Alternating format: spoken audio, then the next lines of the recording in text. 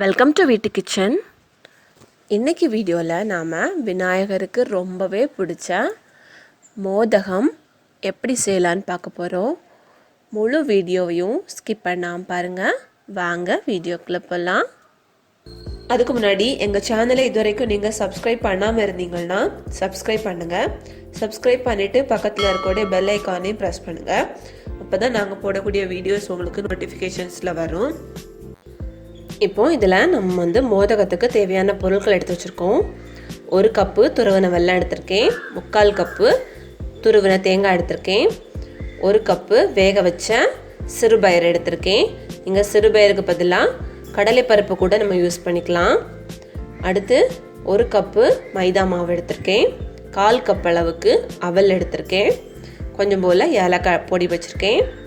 அப்புறம் ஒரு 1/4 கப் அளவுக்கு அரிசி மாவு எடுத்திருக்கேன். நம்ம பொரிக்கிறதுக்கு ஆயிலும் அப்புறம் கொஞ்சம் போல் சால்ட்டும் நமக்கு தேவைப்படும். ஃபஸ்ட்டு நாம் இந்த வெல்லத்தை கரைச்சி எடுத்துடலாம். ஸ்டவ் ஆன் பண்ணி ஒரு பேன் வச்சுருக்கோம். இதில் நாம் எடுத்து வச்சுருக்கக்கூடிய இந்த 1 கப் வெல்லத்தை சேர்த்துக்கலாம். இதில் 1/4 கப் அளவுக்கு தண்ணி விட்டு இதை கரைச்சி எடுத்துக்கலாம்.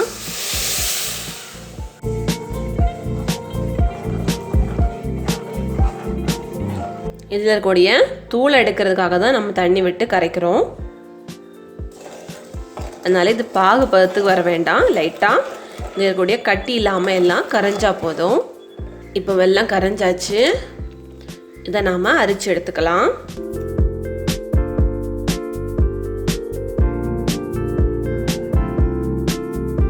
மறுபடியும் அதே பேன் வச்சுருக்கோம். அதில் நாம் கரைச்ச வெல்லத்தை ஆட் பண்ணிக்கலாம்.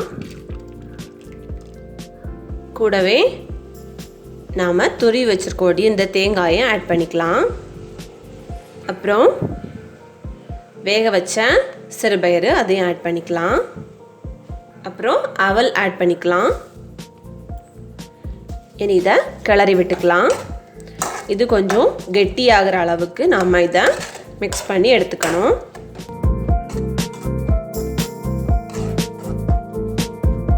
இதில் இனி கொஞ்சம் போல் ஏலக்காய் தூள் சேர்த்துக்கலாம்.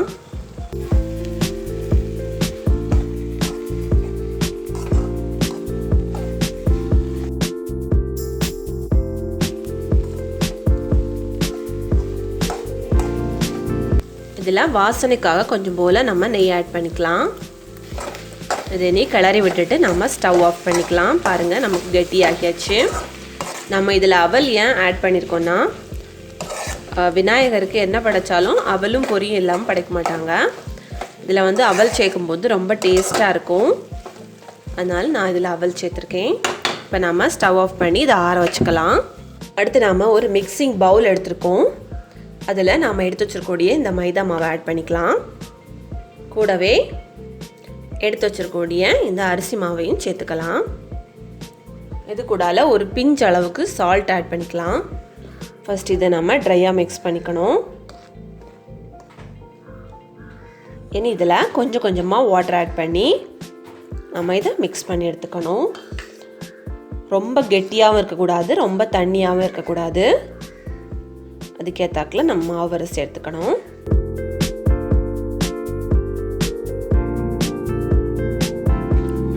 பாருங்கள், இந்த அளவுக்கு நம்ம இதை மிக்ஸ் பண்ணி எடுத்துக்கணும். ரொம்ப தண்ணியாக இருந்தால் நமக்கு அதில் ஒட்டாது. இந்த அளவுக்கு இருந்தால் தான் இது கரெக்டாக இருக்கும். இந்த பக்குவத்துக்கு நம்ம இதை மிக்ஸ் பண்ணிக்கணும். இது இருக்கட்டும். அடுத்து நாம் ஆற வச்ச இந்த மிக்ஸை நாம் இனி சின்ன சின்ன உருண்டைகளாக உருட்டிக்கலாம். உங்கள் சைஸுக்கு ஏற்றாக்கில் நீங்கள் உருட்டிக்கலாம். கொஞ்சம் பெருசாக வேணும்னா கொஞ்சம் பெருசாக எடுத்துக்கலாம். நான் இந்த சைஸுக்கு உருட்டி எடுக்கிறேன்.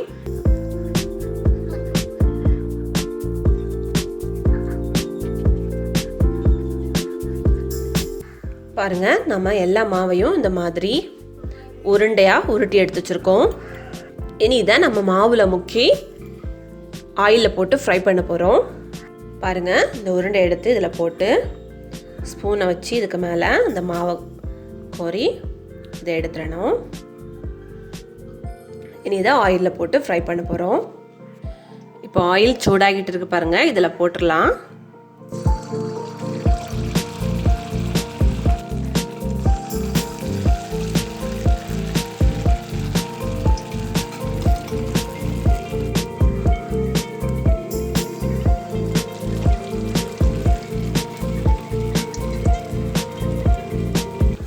இதை நாம் ரொம்ப நேரம் வேக வைக்க வேண்டாம். மேலே இருக்கக்கூடிய மாவு பொரிஞ்சு வந்தால் போதும். கலர் மாறணும்னு கூட கிடையாது.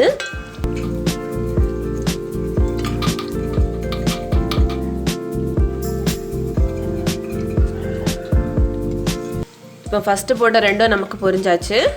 இதை எடுத்துடலாம்.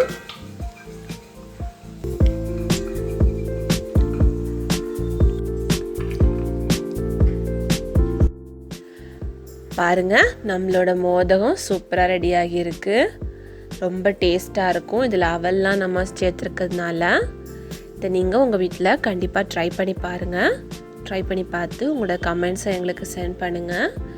இந்த வீடியோ பிடிச்சிருந்ததுன்னா இந்த வீடியோவை நீங்கள் லைக் பண்ணுங்கள், ஷேர் பண்ணுங்கள். மறக்காமல் வீட்டு கிச்சனை சப்ஸ்கிரைப் பண்ணுங்கள். தேங்க்யூ.